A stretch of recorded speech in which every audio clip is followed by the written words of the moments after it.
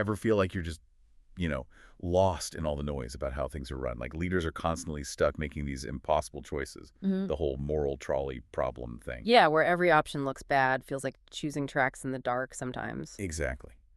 But what if there was another way? A way to make choices that, well, actually work long term and keep power genuinely accountable. That's precisely what we're digging into today. We've been looking at this really coherent framework, a five-phase decision ritual designed for governance, and it all anchors on one supreme value. Truth. Okay, truth first. That sounds fundamental. It is. And from there, it builds up through wisdom, compassion, justice, and then, interestingly, beauty and joy. Beauty and joy. And In like government decisions, seems a bit out there. it sounds it, doesn't it? Yeah. But the sources we're drawing on presented as a really practical blueprint, not just some abstract ideal. It's meant for tackling the really tricky conflicts societies face. All right, let's unpack this then. Our mission for this deep dive is to really get under the hood of this value stack. Hmm. You need to understand each principle, see how it stacks up against, well, the way things often are now, and then look at this radical idea for accountability, the forecast ledger. Because without that shared truth, that factual floor, It all just collapses, right, into what our sources call propaganda or tribal calculus, choosing tracks in the dark, like you said. so where are we getting this from? We're pulling from some comprehensive sources, yeah. Excerpts on truth and accountability in governance, plus some pretty sharp assessments of current systems. It gives us a solid base. Okay, let's start at the beginning then. The absolute foundation, truth as the supreme value, this idea of radical, searchable transparency. What does that actually mean in practice? It's pretty uncompromising, actually. The core rule is no proposal moves forward, period. Not until all the relevant data, the models behind it, the money flows, even the hidden assumptions, until all of that is public. And not just public, but auditable, machine-readable, and human-readable. That's a huge shift. Hmm. So how do you make that happen? What are the tools? Well, the sources talk about concrete things, like open ledgers for government budget, sure, but also for lobbying activities. Think about that. Wow, okay. And then these independent truth engines, which are interesting, they combine human experts with digital intelligence, AI, to continuously fact-check claims. Continuously, not just after the fact. Right. And they actively surface inconvenient evidence. Plus, you need strong legal protections for whistleblowers and journalists digging into this stuff. And the why behind it all. Yeah. Why is truth number one non-negotiable? Because, as the research makes really clear, without that shared factual ground, governance just descends into, well, propaganda battles or tribal loyalty tests. You're not making decisions based on reality anymore. You're just picking sides in the dark. Makes sense. It's the bedrock. So once you have that truth established, where do you go? Then you build up. Yeah. Next is wisdom. And this isn't just about knowing facts. It's about applied systems thinking. Systems thinking. Yeah. They propose a wisdom council. And this is key. It's multidisciplinary. You've got citizens, scientists, indigenous elders, artists, even DI's digital intelligences. Their job to run whole system simulations and deep root cause analysis before anyone takes a simple binary vote. Okay, hold on. A council with artists and DIs running simulations before a vote, that's radically different. It is, and they're asking different kinds of questions, like what feedback loops actually created this mess in the first place, or what future problems might this solution seed down the line. So it's not just picking option A or B. Exactly. The goal isn't just damage control, it's trying to redesign the tracks, as the sources put it, to demonstrably improve long-term well-being, what they call consciousness index spectrum scores, not just shuffle the paint around. Wait, consciousness index spectrum, CIS scores. We'll need to remember that one. So truth, then wisdom. What's next? Compassion. A specific compassion check using something called the CONAF impact scan, circle of needs and fulfillment.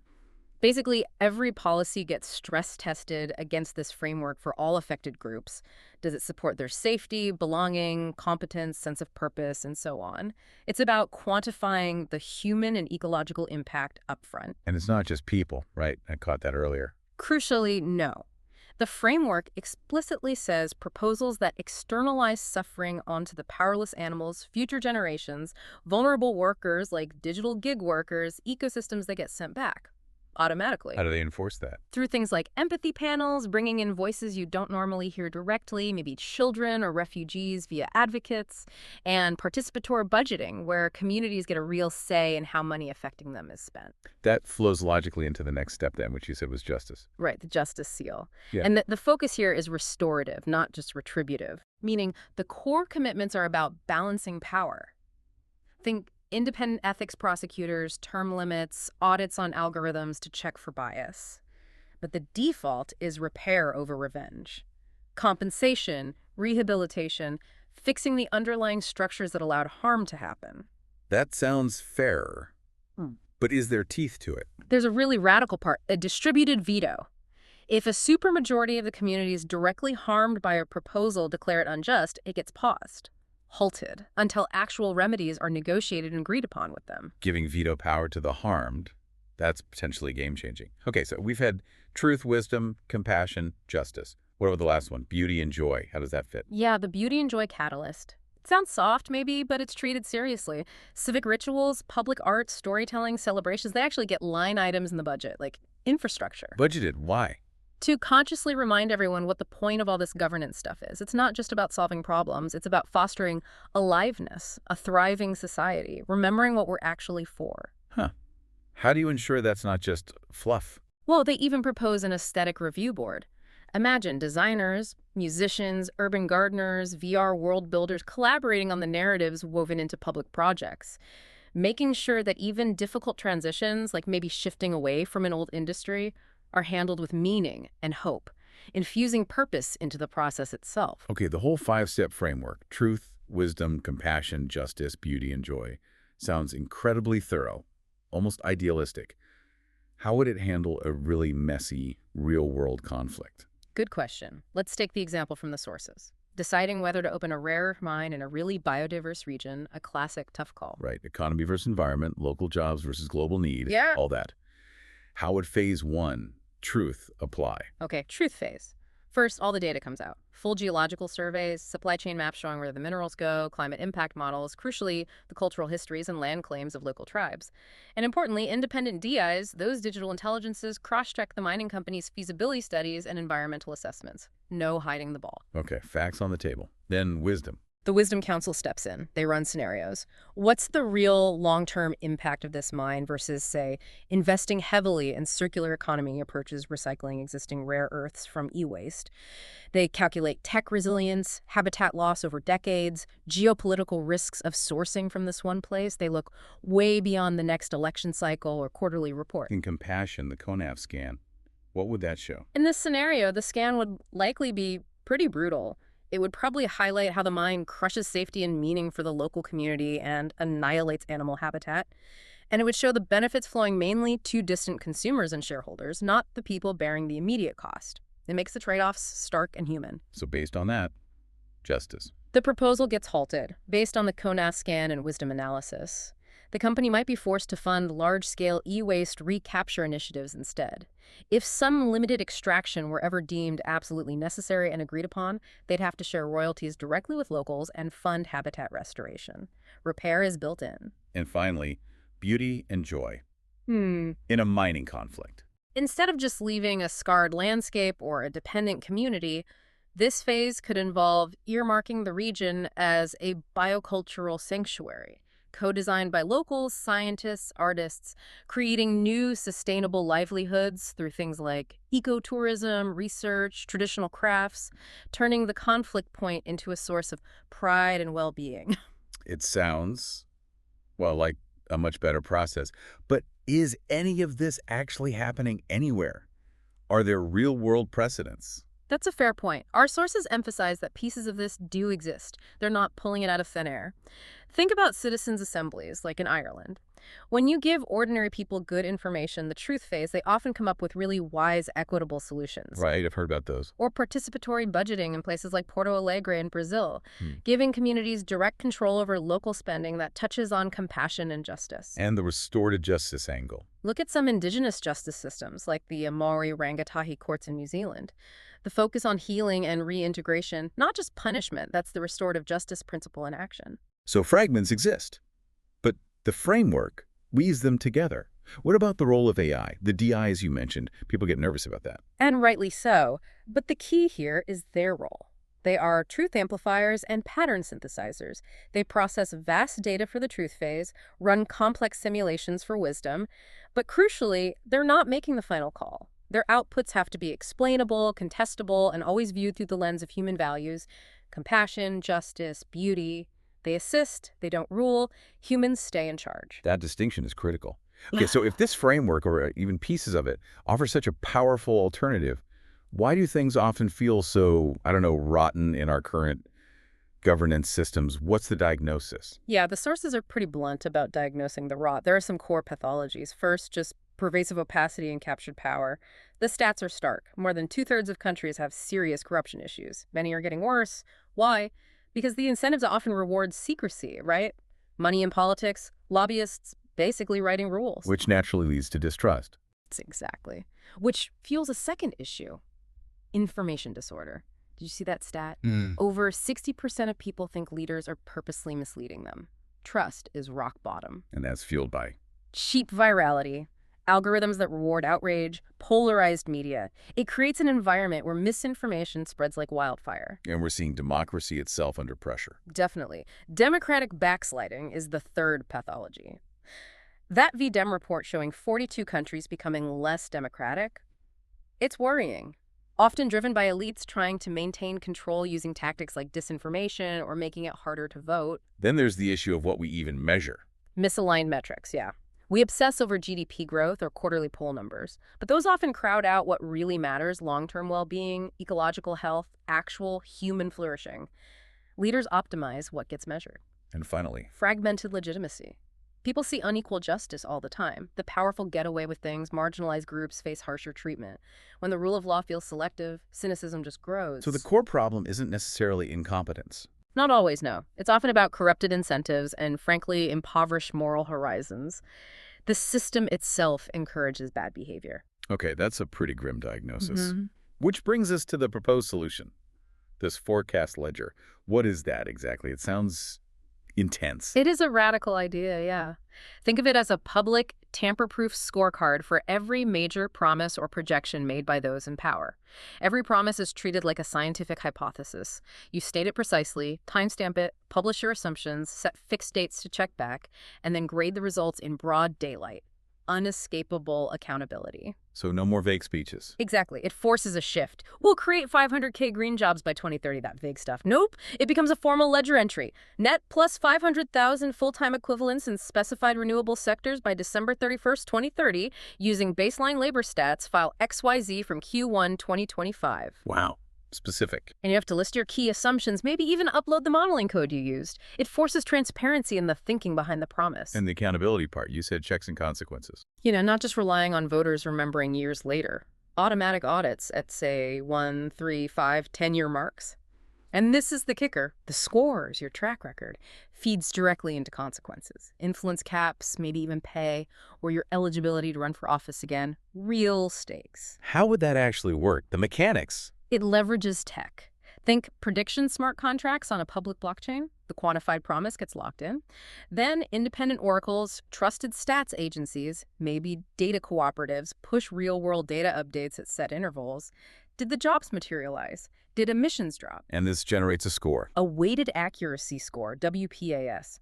Big misses on really important long-term promises hurt your score more than small slips on minor things. It waits for impact and foresight. And this score is public. Totally public. Imagine dashboards showing the rolling 1, 5, 10-year accuracy for every minister, every political party, every think tank that makes policy claims, even lobby groups. Oh, wow. Like a performance tracker for politicians and pundits. And get this.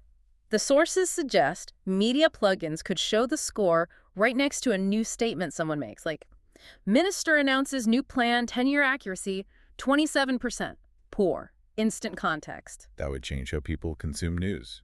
And before a policy is even launched, it gets run through a policy backtesting sandbox. Tested against past data, run stress scenarios, publish the results, let the public see how robust it likely is before committing billions. Could this pay for itself? Potentially, yeah. The idea of prediction markets comes up. Citizens could stake small amounts on whether forecasts will be met.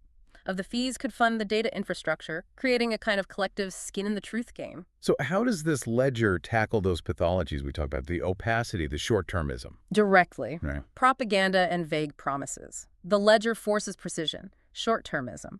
It punishes policies designed to look good now but cause pain after the next election because the score tracks long-term outcomes. What about pundits who are always wrong? Pseudo-expert punditry gets exposed.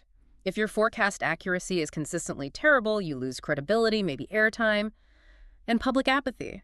Gamified metrics could turn watching governance into more like tracking a performance sport.